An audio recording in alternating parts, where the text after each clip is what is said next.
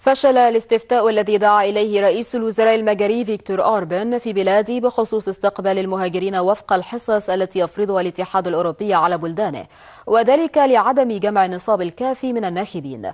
ورغم فوز معسكر الرافضين لإعادة توزيع اللاجئين داخل الاتحاد بنسبة ساحقة بلغت 95%، إلا أن الاستفتاء لم يحقق نسبة المشاركة المطلوبة من الأصوات وهي 50%. من جانبه أكد رئيس حكومة المجر فيكتور أوربان أن الاتحاد الأوروبي لن يكون قادرا على فرض إرادته على المجر في مجال الهجرة.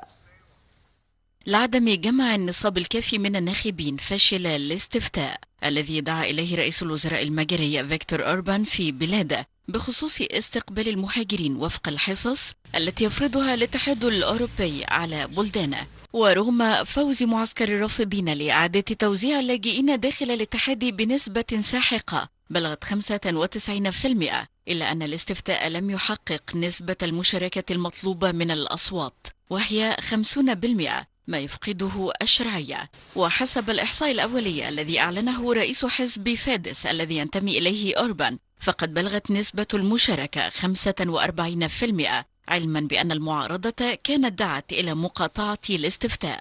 رئيس الوزراء اليميني فيكتور أوربان كان قد حث المجريين على رفض برنامج الاتحاد الأوروبي لتوطين المهاجرين، واصفا إياه بأنه يشكل خطرا على أمن أوروبا وطريقة حياتها. ويعارض أوربان خطط إعادة توطين ما مجموعه 160 ألف مهاجر في دول الاتحاد الأوروبي، وستكون حصة المجر في البرنامج 1300 من طالبي اللجوء.